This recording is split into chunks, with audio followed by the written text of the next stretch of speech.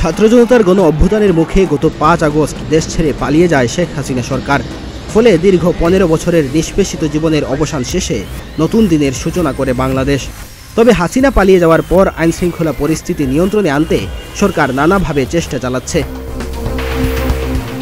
আন্দোলনের সময় থানা থেকে লুট হওয়া অস্ত্র ও গুলি এখনও পুরোপুরি উদ্ধার হয়নি, সেগুলো থেকে গেছে দুর্বৃত্তদের হাতে।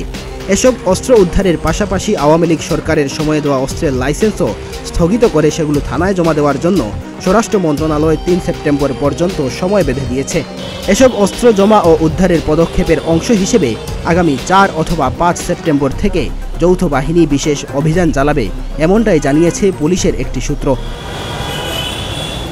পুলিশের মহাপরিদর্শক একটি সাক্ষাৎকারে বলেছেন, নির্দেশনা অনুযায়ী 3 সেপ্টেম্বরের মধ্যে সব অস্ত্র জমা দিতে হবে।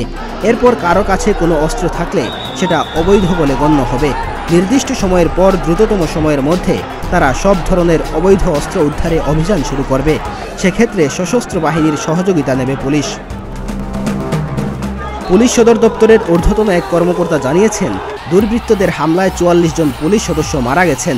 তাদের হত্যা ও থানাফাঁড়িতে হামলা চালিয়ে বেশিরভাগ আগ্নেয়াস্ত্র লুট করে নিয়ে গেছে।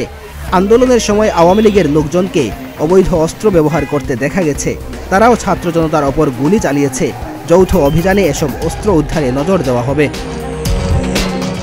পুলিশ কর্মকর্তা বলছেন, তারা তথ্য পেয়েছেন গত 15 বছরে 1 লাখেরও বেশি অস্ত্রের লাইসেন্স দেওয়া হয়েছে। ইতিমধ্যে সব ধরনের অস্ত্রের লাইসেন্স বাতিল করা হয়েছে। থানা থেকেও প্রচুর অস্ত্র লুট করা হয়েছে। লুট হওয়া অস্ত্রের মধ্যে অর্ধেকেরও কম অস্ত্র উদ্ধার করা হয়েছে। নির্দিষ্ট সময়ের মধ্যে বৈধ, অবৈধ ও পুলিশের লুট করা আগ্নেয়াস্ত্র জমা না দিলে ঢাকাসহ সারা দেশে যৌথ বাহিনী বিশেষ অভিযান চালাবে। এজন্য সব ধরনের প্রস্তুতি নিয়েছে পুলিশ।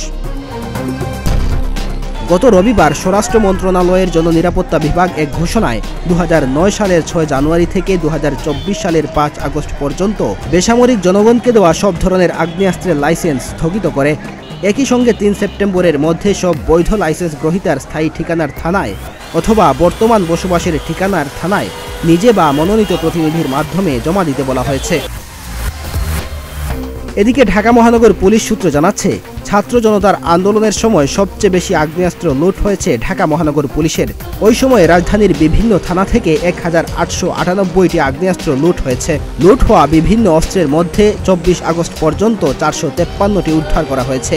বাকি 1445টি অস্ত্র এখনও উদ্ধার করা যায়নি। পুলিশের খোয়া যাওয়া অস্ত্রের মধ্যে রয়েছে 348টি চায়না রাইফেল, শর্টগান 703টি, 30টি SMG, 13টি LMG, 89টি পিস্তল, 560টি পিস্তল, 152টি গ্যাস গান ও 3টি tear gas launcher. Mehedi Hasan Talha, প্রতিদিনের বাংলাদেশ।